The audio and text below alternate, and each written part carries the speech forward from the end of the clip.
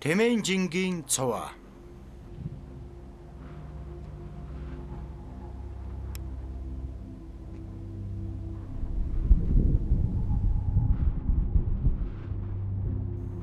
Тал нутгаас баруун зүг рүү.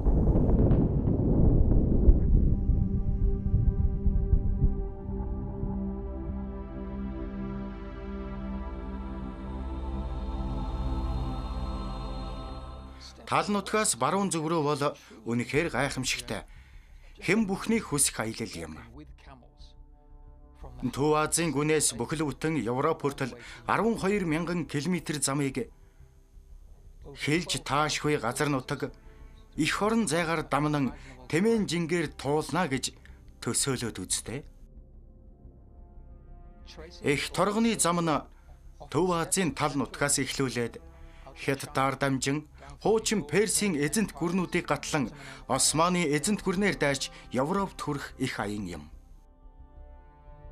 Бэрхшээл. Мэдээж хэнд ч ойлгомжтой бэрхшээлүүд байгаагийн нэг нь Тэмээнүүдээ 15 улс орны хил гайлаар гаргаж оруулахаар оролдоно гэд боддоо. Эдгээр хил гайлын хүнд сурдлыг даван туулах нь бидний хувьд энэхүү аяллаа хугацаанд нүр тулан давах ёстой томоохон бэрхшээлүүдийн нэг юм.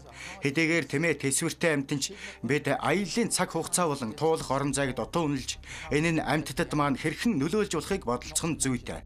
Энд баг бүрэлдэхүүнээ дурдаач байна. Тэгээд ч өвөл болох гэж байдаг. Монголын өвлийн хатуу хүнд нөхцөлийг умартаж болохгүй.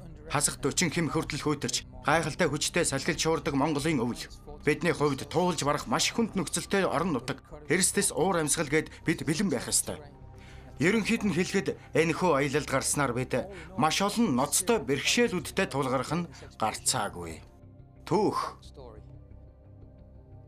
Би өнөө хүртэл бараг 18 жил явган аялж ирснээс Өмнөд Америкийн 70 орчим хувийг туулж, бүр Америкаас Орос хүртэл явж, тэгээд Сибирийн их тайгаар доошилсоор Төв Азид хүрсэн ба Монголын Улаанбаатар гэдэг хотод ирсэн байлаа. Эндээс л бүх юм өөр чиглэлд эргэж сонирхолтой болж ирсэн юм. Бүх олон зүйлс яаж эхэлдгийн адилаар тохиож шинээр танилцсан найз нөхөдтэйгөө хамт Улаанбаатар хотын захын хороололд нийлээд хундаг дар суунгаа олон нийтийн цуглаан дээр ярьж сууснаар л эхэлсэн юм. Нэгэн бүсгүйн мөрөөдөл. Би байгаль гэдэг нэртэй нэгэн залуухан бүсгүйтэй танилцлаа. Байгаль өөрийн гэсэн мөрөөдөлтэй байсан ба тэр нь энгийн мөрөөдөл биш байсан юм. Тэрээр Тэмээ хөтлөн Аз твийг бүхэлдэн туулж их торгоны замыг даган Европт хүрэхийг мөрөөддөг байжээ. Гайхамшигтай сайхан мөрөөдөл. Эхэндээ ойлгоход хэцүү байсан ч бидний яриа тун удалгүй төлөвлөгөө болон хувирлаа. Бидэнд ойролцоогоор 10 тэмээ хэрэгтэй болж нэн тэрүүнд хийх шаардлагатай ажил нь Тэмээнүүдээ байршуулах өөрийн гэсэн нутагшилтай болох хэрэг байлаа. Бид Улаанбаатар хотоос баруун зүгт 56 км орчимд байгалийн үзэсгэлэнтэй газар, голын хөндөд орших хэсэг газрыг нөдөлж дараа нь 10 тэмээтэй болцгоос юм.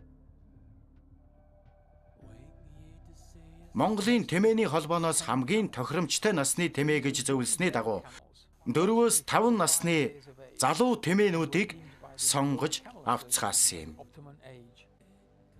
Бага бүрдүүлэх. Бид маш богино хугацаанд бага бүрдүүлэх шаардлагатай байлаа. Мэргэжлийн шаардлага хангасан хувь хүмүүс хэрэгтэй байснаас гадна хийж буй ажлаа хаяад Монголд өтөр түргэн ирэх боломжтой хүмүүс хэрэгтэй байсан юм. Тэгэхгүй бол амарг байл те. Дараагийн тулгарч байсан асуудал бол багийн гишүүдээ амьтдаа даасгах явдал юм. Хамтдаа аюулгүй ажиллахын тулд бие биенээ ойлгож таньж мэдэх хэрэгтэй байсан юм. Сургах үйл явц.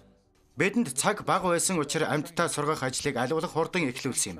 Тэмээнүүд маань багийн гишүүдтэй маань хамтарч зүтгэхийн тулд хамгийн энгийн болоод үндсэн зүйлүүдийг сурах хэрэгтэй. Тоног төхөөрөмжийг ачиж буулгах ажилд тус болохын тулд тэмээнүүд сууж босч сурах хэрэгтэй. Мөн шаардлагатай жинг тээж цуваа болон явж сурах хэрэгтэй байсан юм.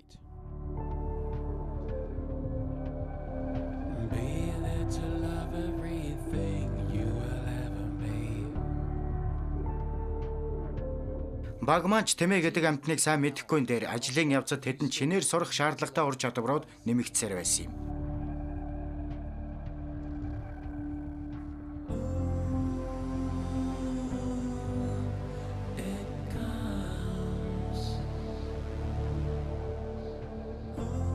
Эцэст нь багийн гишүүд өөр хоорондоо найзалж дасан зохицох хэрэгтэй байсан юм. Дэлхийн өнцөг булан бүрээс ирсэн хүмүүс богино хугацаанд харилцан ойлголцож өндөр түвшинд хамтран ажиллах хэрэгтэй байлаа.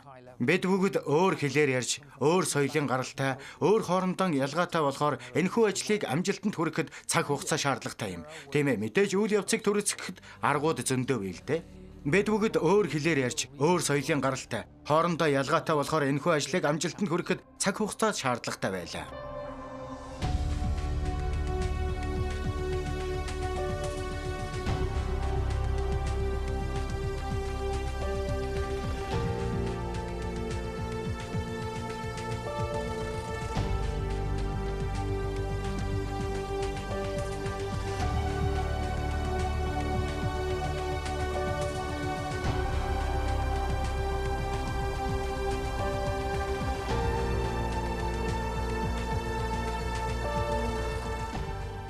Мэдээж үйл явцыг түрээсгэх аргууд зөндөө бий л дээ. Тэгээд ч бид бүхний сугалсан хамгийн гол шалтгаан бол хэрхэн тэмээтэй аялж, жин техийг сурах явдал. Энэ ажлыг амжилттай дуусгахад бидэнд гадны дэмжлэг тусалцаа хэрэгтэй бөгөөд тэр нь улс төрийн дэмжлэг, хандив цуглуулах гээд ер нь бүх талын тусалцаа. Багийн хувьд богино хугацаанд бага хөрөнгө мөнгөөр их аян зохион байгуулах гэж байгаа бөгөөд маш их бэрхшээлүүд тулгарх нь мэдээж. Гэвч бид нэг баг хамт олон болж ажиллах чадвартай, нэг зорилготой бөгөөд бидэнд юу ч тохиолдсон даван туулах уян хадан чадвартай хүмүүс үлээ. Боломжгүй зүйл байдгүй гэдэгт итгэх нь юу юунаас чухал.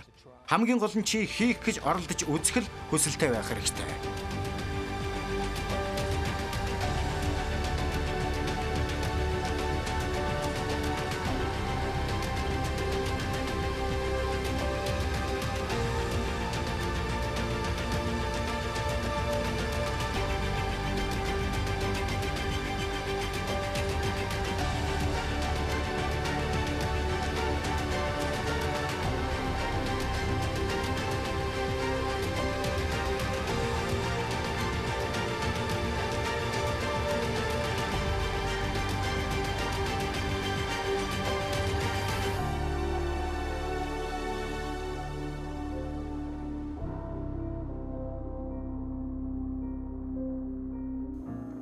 Тэмээнжингийн цуваа.